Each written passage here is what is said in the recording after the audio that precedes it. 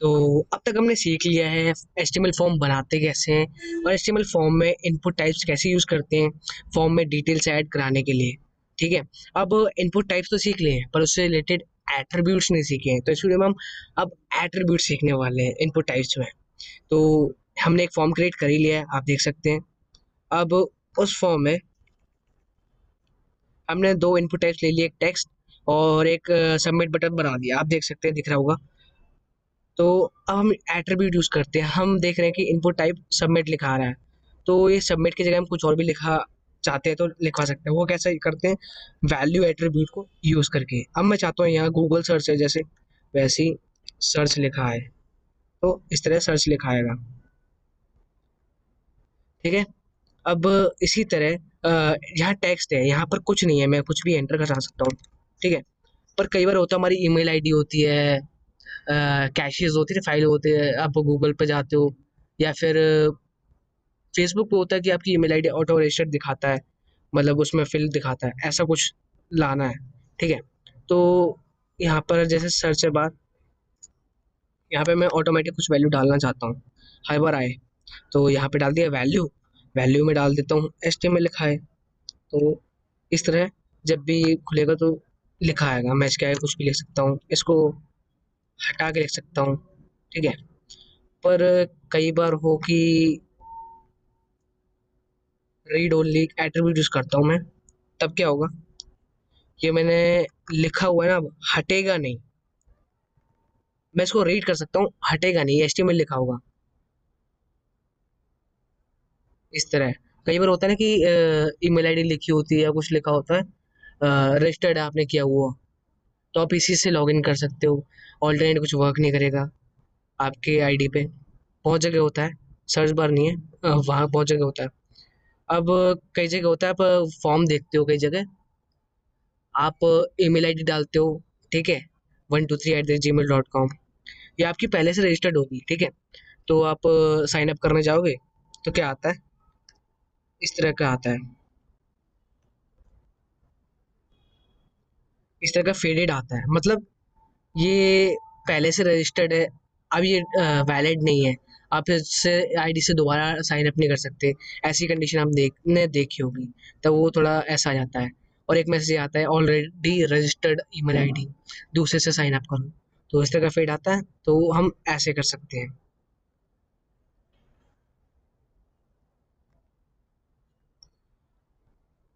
क्या ये आप देख रहे हैं कि एक तो जो ये टेक्स्ट वाला बॉक्स है, इसकी लेंथ इतनी है, हम इसका एट्रीब्यूट यूज करके इसका साइज इंक्रीज भी कर सकते हैं, तो हम यूज करते हैं। तो मैं इस साइज इसका इंक्रीज करता हूँ, मैं डाल दिया 20, 20 पे नहीं, 50। हाँ, तो आप देख सकते हैं इसका साइज ज़्यादा ही बढ़ चुका है, और ऐसे ही मैं इसका साइज और कम भी ज़्यादा कर सकता हूँ, जैसा मैं चाहूँ इतना कर दिया। अब इसका मैं साइज इतना कर दिया, तो इसका मतलब ये है कि अप्रोक्स इसकी लिमिट होगी, यहाँ तक दिखाई देगा वर्ड। ठीक है, सर्च बार में, बाकी क्या होगा, आगे को ऐसे जाता जाएगा। अब अगर मैं इसको 30 कर देता साइज, तो बस जो भी लिखा रहा है इस तरह आ रहा है, और बाकी इसके बाद पीछे वाला फेड होता जाएगा, मतलब रहेगा पर हटेगा नहीं, इससे हो जाता है। सो साइज एट्रीब्यूट को यूज करके हम सीखे कि जो भी हम टाइप करेंगे, इसकी लेंथ बता रहा है साइज एट्रीब्यूट, ये सर्च बार कितना दिखेगा। ठीक है। और जो 30 साइज है इसका, और इसके बाद का जो कैरेक्टर होंगे वो विजिबल नहीं रहेंगे, मतलब यहाँ से यहाँ तक है जो साइज, यहाँ से यहाँ तक 30 कैरेक्टर के आसपास विजिबल रहेंगे। पर एक और अब एट्रीब्यूट यूज करेंगे जिससे हम लिमिटेड कर देंगे नंबर ऑफ अल्फ़ाबेट जो होंगे इसमें हम एंटर करा रहे हैं वर्ड्स, तो उसके लिए यूज़ करेंगे हम, तो उसके लिए अभी यूज़ करेंगे हम मैक्स लेंथ।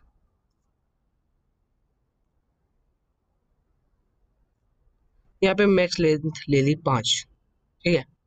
तो एच टी एम एल, अब एच टी एम एल भी, अब पहले से एच टी एम एल था, ठीक है, मैं इसको कम कर दिया, एच टी 5 3, ये 5 के आगे कैरेक्टर पे जा ही नहीं रहा। हमने लिमिट सेट कर दी है। अब मैं इसकी लिमिट 10 कर देता हूँ, तो बस लिमिट के हिसाब से उतने वर्ड ही लेगा। इस तरह भी हम एट्रीब्यूट को यूज करके कर सकते हैं। चलो ये तो टेक्स्ट की रही, टेक्स्ट एट्रीब्यूट की रही। अब हम नंबर वाला देखते हैं। यहाँ पर टाइप में हम नंबर कर देते हैं। तो हम नंबर यहाँ पर लिख सकते हैं कितने भी, और ये ऊपर नीचे बढ़ाने का नंबर ऐसे बार भी आ गया है। अब एट्रीब्यूट करके यूज हम इसकी लिमिट सेट कर सकते हैं। जैसे मैंने मैक्सिमम लिमिट डाल दी इसकी 10, तो मैं यहाँ पर 12 नंबर डालूंगा और सर्च बार दबा रहा हूँ, या फिर इससे ज़्यादा बड़े नंबर एक्सेप्ट ही नहीं करेगा। मैंने डाल दिया, ठीक है, ये हाईलाइट कर दे रहा है कि हाँ गलत है करके। इस ज़्यादा डार्क हो जाता है, कम कर दे रहा है, बढ़ा रहा है, ठीक है। अब 10 से ऊपर नहीं जा रहा है। अब इसकी लिमिट में यहाँ पर 5 ही कर दूं, तो 5 से ज़्यादा नहीं जाएगा, माइनस में चला जाएगा, 5 से ज़्यादा नहीं जाएगा। और इसकी मैं मिनिमम लेंथ सेट कर दूं, तो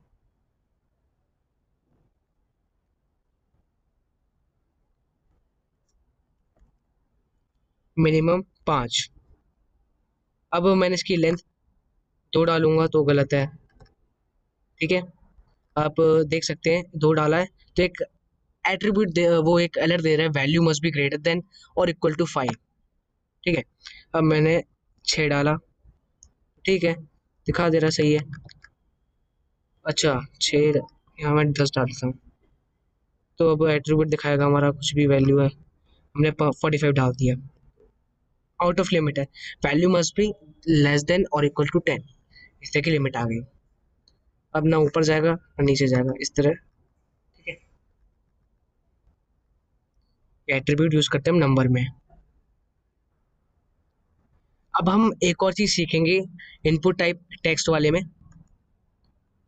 जब हम देखते हैं कई बार सर्च बार में या फिर कई जगह ईमेल आईडी वगैरह पे, यहाँ पर ऑटोमेटिकली कुछ लिखा होता है, पर जब हम उस पर क्लिक करते हैं वो चीज़ हट जाती है। तो वो कैसे करते हैं, वो हम यूज़ करेंगे उसके लिए भी एक एट्रीब्यूट इनपुट टाइप टेक्स्ट में। तो करते क्या है हम, इनपुट टाइप टेक्स्ट है उसमें एक एट्रीब्यूट यूज़ करते हैं, प्लेस होल्डर। अब यहाँ पर जब भी कोई लिखने आया उससे पहले लिखा हो क्या प्लेस होल्डर होल्ड करेगा, यहाँ वैल्यू प्रोवाइड कर देते हैं। हम डाल देते हैं एंटर नेम, ठीक है। तो बस यहाँ पर एंटर नेम लिखा रहा है, जब भी मैं इस पर क्लिक करूंगा ये चीज़ हाईलाइट हो जाती है, हाईलाइट वाली गायब हो जाती है जब हम लिखना स्टार्ट करते हैं। और कई बार होता है कि जैसे ईमेल आईडी होती है, जैसे साइन अप करते हैं हम, ठीक है, नेम ईमेल आईडी रिक्वायर्ड होती है, अभी फॉर्म बना रहे हैं, ठीक है, तो इसके बिना वो आगे बढ़ ही ना पाए, साइन अप कर ही ना पाए। ऐसी कंडीशंस लानी है तो कैसे करेंगे, हम एट्रीब्यूट यूज करते हैं रिक्वायर्ड।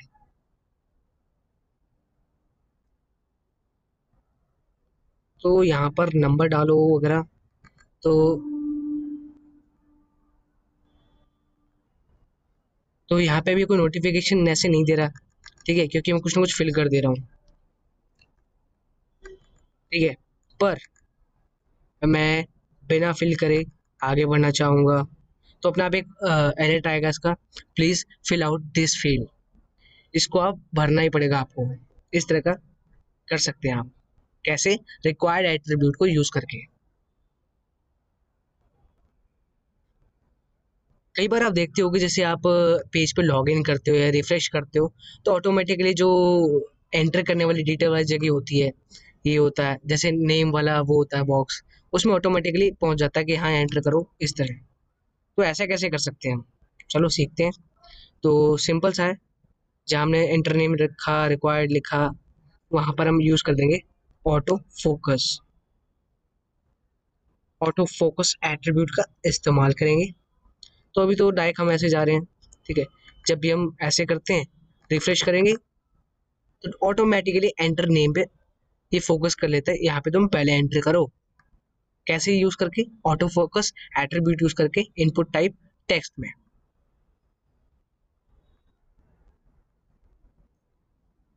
अब कई बार क्या होता है कि आप गूगल पे जाते हो, ठीक है, आपने गूगल फॉर्म होता है जैसे गूगल सर्च बार है, वहाँ पे आपने पहले कुछ सर्च करा है, ठीक है, एच के बारे में, CSS के बारे में, फिर बाद में आप एच के बारे में और डिटेल निकालते हो। तो H how to use H, तो एच सुनते ही ना, तो जो आपने प्रीवियस सर्च करा था उससे रिलेटेड वो सर्च बार में दिखाया था, अच्छा ये सर्च करना है क्या, आपको सजेशन दे देता है, हिंट देता है, ऑटो कंप्लीट कर देता है वो सेंटेंस आपका। वो कैसे करता है? आपने डाटा आपका स्टोर्ड है उसके पास पहले था, ठीक है, कैशे फाइल में, काम आसान करने के लिए, कम टाइम में निकालने के लिए, तो वो ऑटो फिल कर देता, ऑटो कंप्लीट कर देता है उस डाटा के हिसाब से। वो बैकएंड का काम है, पर फ्रंट एंड में करने के लिए, तो यहाँ कैसे करते हैं, यहाँ हम एट्रीब्यूट यूज करते हैं इनपुट टाइप में, ऐसा हो ऑटो कंप्लीट एट्रीब्यूट, और उसमें हम ऑन कर देते हैं उसको।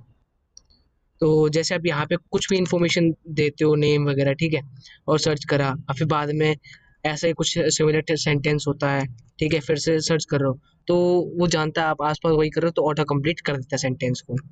आपने ऐसा देखा होगा ऑटो कंप्लीट वाला, जैसे अमेजोन है, अमेजोन पे आप नेम आईडी डालते हो, आप नाम डालते हो या ईमेल आईडी डालते हो, अच्छा परमजीत या फिर गुरजोत नाम डाला, ऑटो कंप्लीट में ईमेल आईडी भी डाल लेता है, फ़ोन नंबर भी एंटर करा लेता है, क्योंकि उसके पास पहले का डाटा स्टोर्ड है आपका, ठीक है, आपके लैपटॉप कंप्यूटर में कैश फाइल वगैरह में, ठीक है, तो ऑटोमेटिकली कर लेता है ऑटो कंप्लीट उसे।